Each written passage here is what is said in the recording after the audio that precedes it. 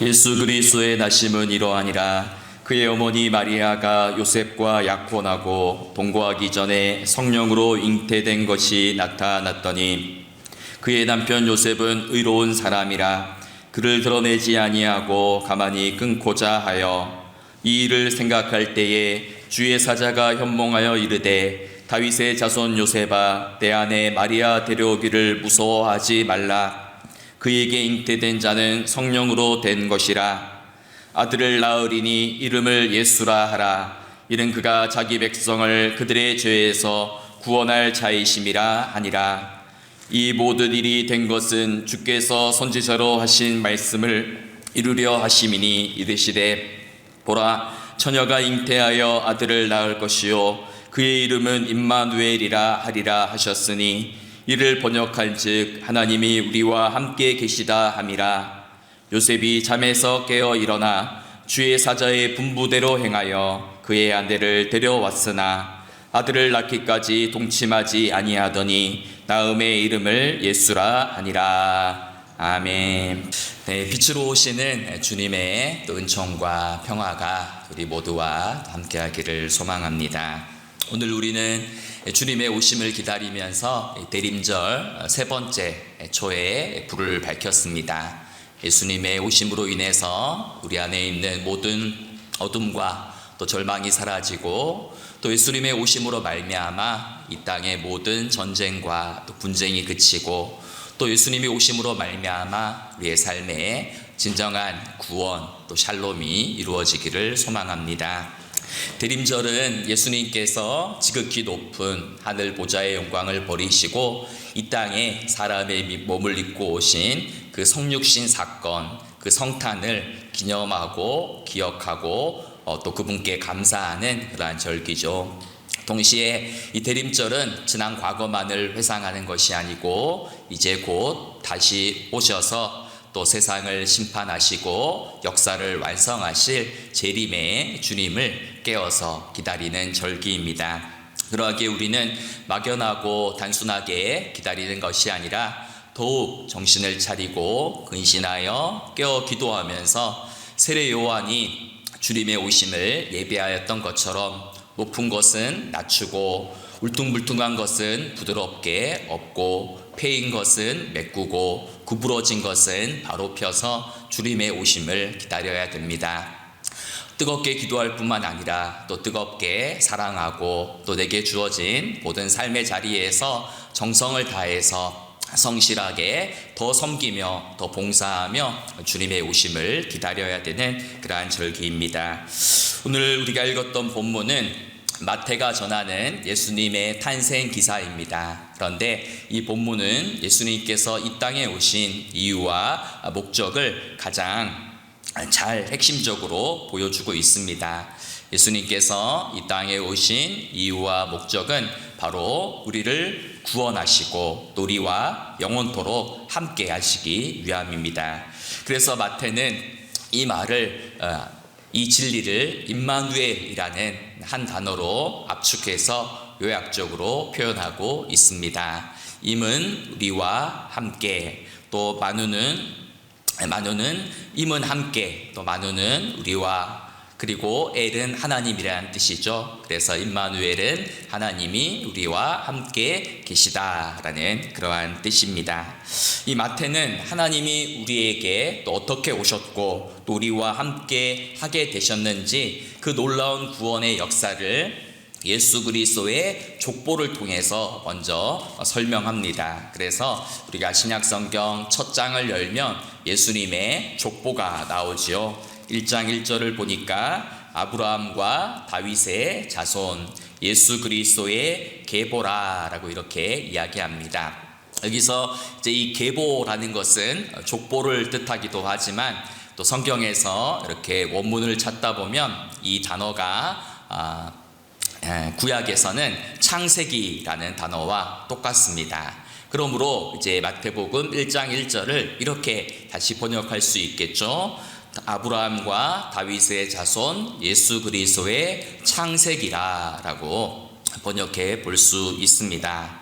이게 무슨 말이겠습니까? 지금 마태는 단순히 예수님의 조상이 누구인가 예수님의 혈통에 관해서 이야기하는 것이 아니고 예수님을 통해서 이루어지는 새로운 창조에 관해서 이야기하는 것입니다. 예수님이 이 땅에 오심으로 새롭게 펼쳐질 새 하늘과 새 땅의 비전을 설명하기 위해서 바로 예수 그리스도로 시작되는 새로운 세상의 시작, 창세기를 말씀하고 있는 것이죠.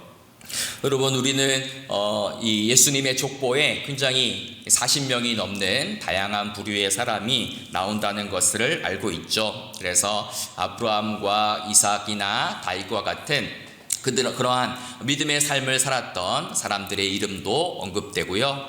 또한 평범한 사람들의 이름도 나옵니다. 헤스론, 람, 나손과 같은 그다지 성경에서 많이 언급되지 않는 평범한 사람들의 이름도 나열되죠. 그런데 특이한 점은 악인들의 이름도 등장하고 있다라는 겁니다. 예수님의 조상의 이름을 기술하는데 굳이 악인들의 이름은 넣을 필요가 없거든요. 그런데 악한 이름까지도 포함되어 있습니다. 그래서 남유다 왕국에서 가장 악했던 므낫세라는 사람의 이름도 기록되어 있고요. 그의 아버지 르호보암을 따라서 모든 악을 행하였던 아비야라는 왕의 이름도 들어 있습니다.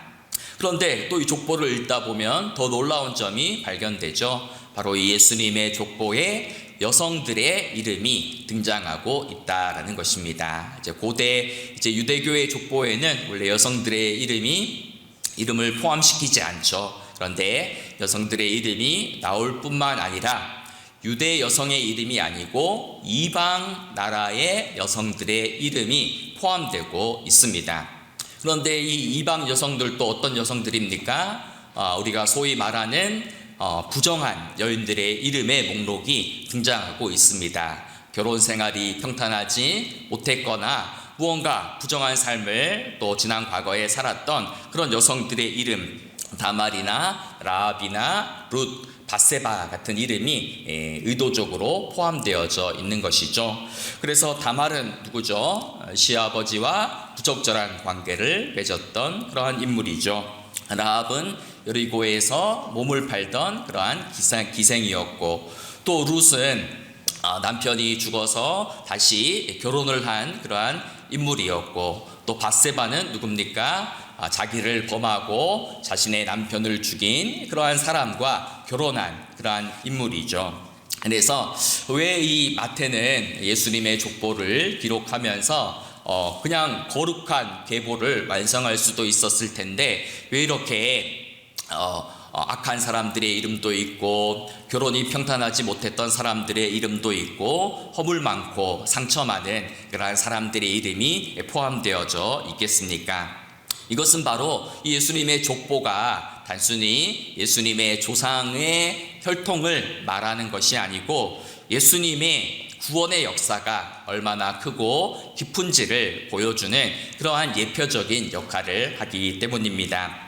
다시 말해서 아무리 윤리적으로 흠이 많은 사람이라 할지라도, 아무리 많은 상처와 과거의 아픔이 있는 사람이라 할지라도, 과거가 부끄러운 사람이라 할지라도, 악인이라 할지라도 누구든지 예수님의 구원 안으로 들어올 수 있다라는 것을 보여주는 것입니다. 그래서 예수님 안에 있으면 누구든지 새로운 피조물이 된다. 예수님 안에 있으면 그 사람의 삶에 새로운 창조의 역사가 일어난다. 새로운 창세기의 역사가 일어난다라는 것을 보여주기 위해서 이러한 족보를 보여주고 있는 것입니다. 그런데 또 마태는 예수님의 족보를 소개하면서 14대씩 세 부분으로, 세 묶음으로 나누어서 이렇게 설명을 하죠. 그래서 17절에 보면 아브라함부터 다윗까지가 14대고, 다윗부터 바벨론으로 사로잡혀갈 때가 14대고, 그리고 바벨론에서 사로잡혀간 후부터 그리스도까지가 14대다라고 이렇게 이야기하죠. 그러면 14 더하기 14 더하기 14는 얼마죠? 42, 42명이 되어야 되는데 족보를 꼼꼼히 읽어보면 41사람밖에 등장하지가 않습니다. 그래서 왜 한 명이 빠졌는가, 이것을 가지고 이 신학자들은 다양한 해석을 내놓습니다. 그런데 이제 과거로부터 오래전부터 내려오는 그런 영적인 해석 하나가 있습니다. 그것은 예수님의 족보에 빠져 있는 한 자리는 바로 우리의 자리이다. 예수님은 우리를 새로운 가족으로 삼기 위해 이 땅에 오셨다라는 이러한 영적인 해석이 있습니다. 이 해석은 신학적으로는 바른 해석은 아니에요. 그런데 이 해석을 우리가 또 들으면서 우리 마음 가운데 신앙 고백적으로는 그렇게 고백을 할 수가 있는 것이죠. 즉 예수님께서 이 땅에 오신 이유는 바로 나 같은 죄인을 사랑하시고 구원하시고 나에게 영원한 생명을 주시고 나의 이름을 하나님의 예수님의 거룩한 계보에 나의 이름을 올려주시기 위하여 이 땅에 오셨다라는 것입니다.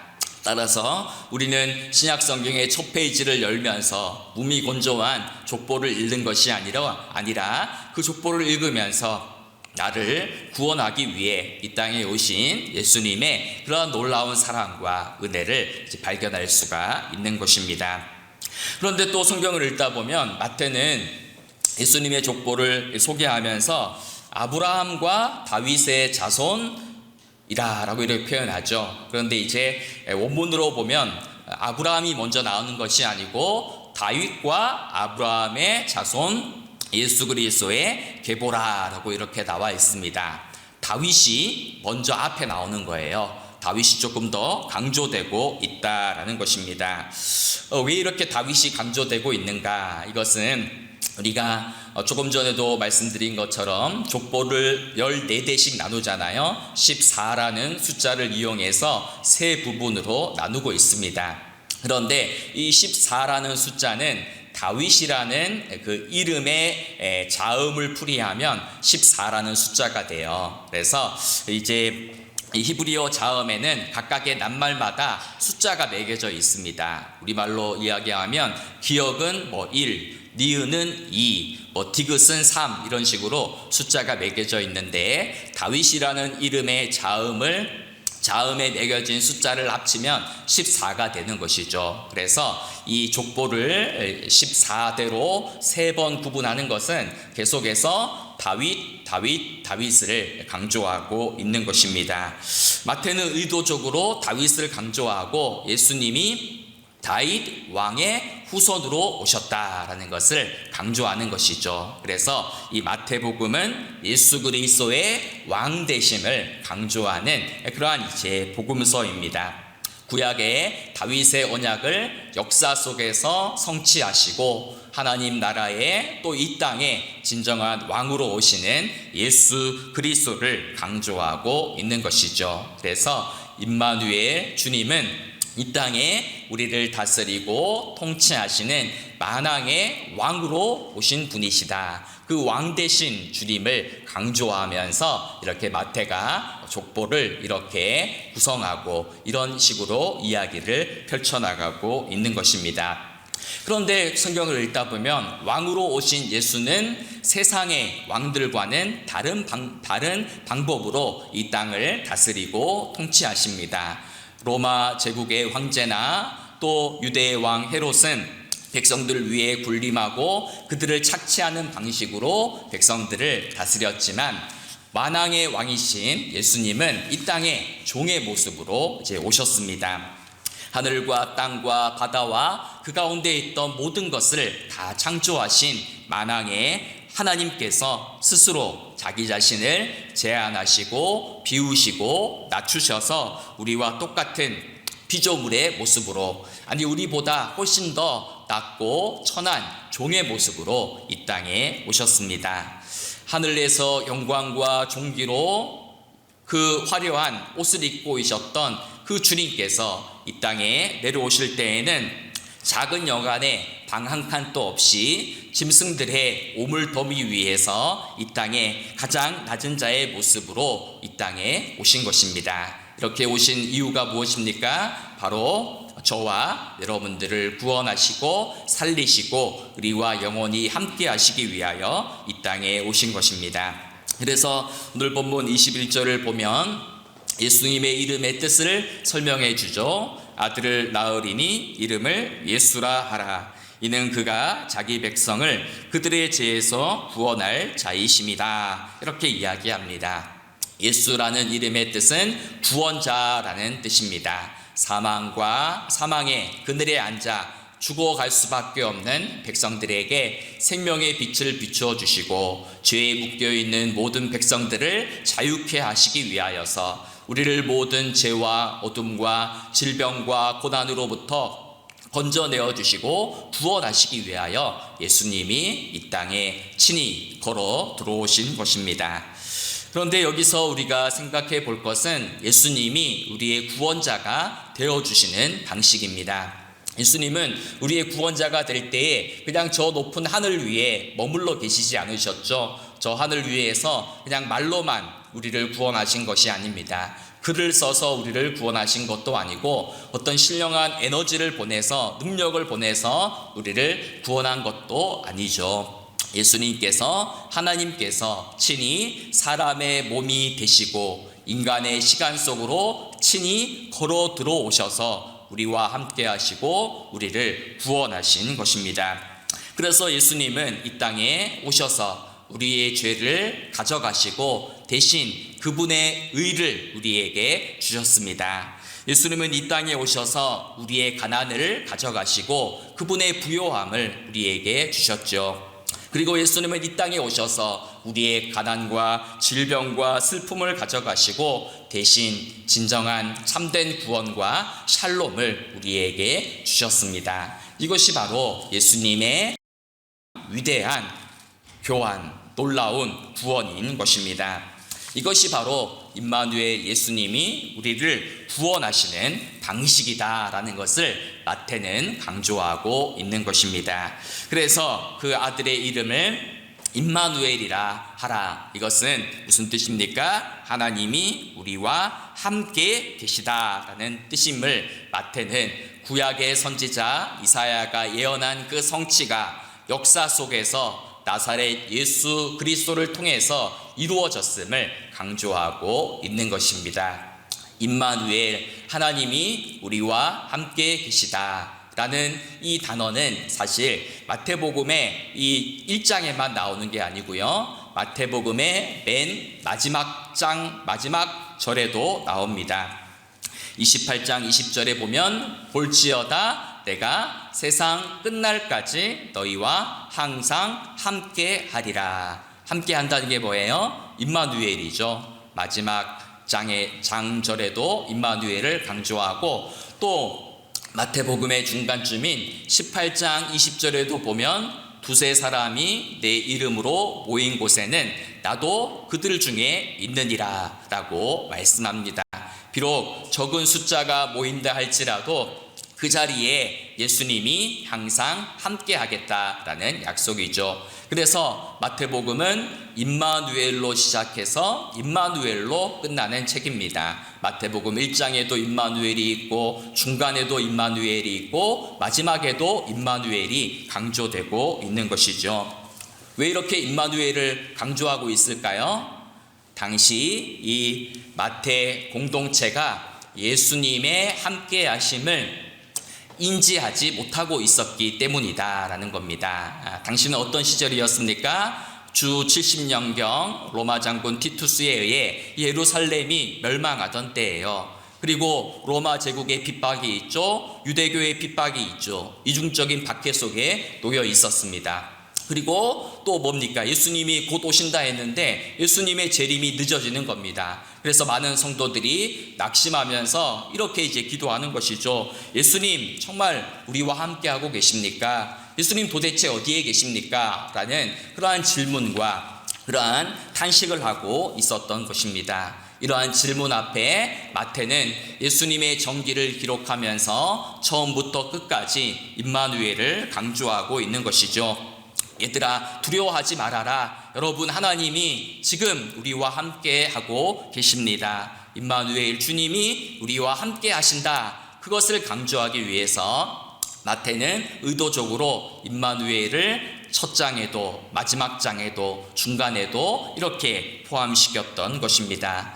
예수님은 임마누엘이라는 이름으로 이 땅에 오셨고 세상 끝날까지 임마누엘로 우리와 함께 하실 것이고, 비록 너희가 적은 숫자로 모여 있다 할지라도 두세 사람이 함께 있는 곳에도 내가 임마누엘로 함께 하겠다라는 그러한 약속인 것입니다.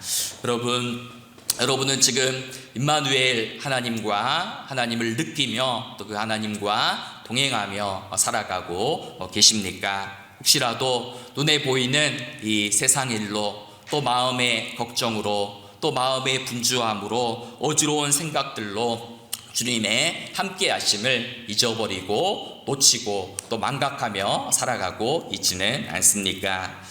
이런 이제 이야기가 있습니다. 이제 매일마다 기도를 하면서 기도에 응답이 없다라고 불평하던 한 풋내기 수도사가 있었습니다. 그래서 하루는 그 수도 원장을 찾아가서 물었습니다. 저는 매일 아침마다 일찍 일어나서 열심히 기도를 하는데 기도에 아무런 응답이 없습니다. 도대체 매일 드리는 저의 기도가 무슨 의미가 있습니까? 라고 물어보았습니다. 그러자 수도 원장이 대답 대신에 역으로 이렇게 질문을 던졌습니다. 너의 간절한 기도가 내일 아침 해를 뜨게 할 수 있느냐? 라고 이런 질문을 던졌어요. 그러니까 이 수도자가 생각해 보니까 내가 기도한다고 해서 해가 뜨고 내가 기도하지 않는다고 해가 안 뜨는 게 아니잖아요. 그러니까 왜 이런 질문을 하는지 이해할 수 없어서 이렇게 답을 했습니다. 해가 뜨는 것은 자연의 섭리이니 저의 기도와는 아무런 상관이 없지요 라고 답했습니다. 그때 수도원장이 이렇게 말했습니다. 바로 그 말 속에 너의 질문에 대한 대답이 들어있다. 하나님께서는 항상 우리 가까이 계신단다. 너가 얼마나 기도를 많이 하는 것과는 상관없이 하나님이 항상 너와 함께 하신단다 라고 대답해 주었습니다. 그러자 이 수도사가 억울한 표정을 지으며 이렇게 물었습니다. 그렇다면 제가 매일마다 드리는 기도가 아무런 쓸모가 없다는 말입니까? 라고 되물었습니다. 그러자 수도원장이 이렇게 답했다고 하죠. 그런 뜻이 아니란다. 아침 일찍 일어나지 않으면 뜨는 해를 볼 수 없듯이 너가 기도하지 않으면 우리 곁에 하나님이 항상 계셔도 그 하나님을 전혀 느낄 수가 없단다 라는 그러한 이야기를 했습니다. 여러분, 무슨 이야기입니까? 하나님은 우리와 항상 함께하고 계세요. 우리를 결코 떠나지 않으시고 영원히 우리와 함께하고 계시는데, 다만 우리의 영혼이 둔해서 그 임마누엘의 하나님을 인식하지 못하고 깨닫지 못하고 살아가는 것입니다. 비록 우리에게 주어져 있는 내 삶의 자리가 사망의 음침한 골짜기와 같고 눈물 골짜기와 같다 할지라도 하나님은 항상 우리와 함께하고 계심을 꼭 기억하시기를 바랍니다. 목사님, 하나님은 나와 함께하지 않는 것 같아요 라고 말씀하시는 분들은 뭘 해야 될까요? 기도를 해야 되죠. 기도하면 하나님이 나와 함께하고 계심이 느껴지고 깨달아지고 보여지는 것입니다. 그래서 이 주님의 오심을 기다리는 이 내림절기에 주님, 임마누엘의 주님 나와 동행하시고 늘 내 곁에 계셔서 나를 위로하시고 나를 안아주시고 내 눈물도 닦아주시고 내 아픔도 치료하여 주시고 내 마음의 소원도 이루어 주십시오. 그 임마누엘의 주님을 제가 늘 인식하고 깨닫고 만나며 살게 해 주십시오. 그렇게 이제 기도하는 우리 모두가 되기를 소망합니다.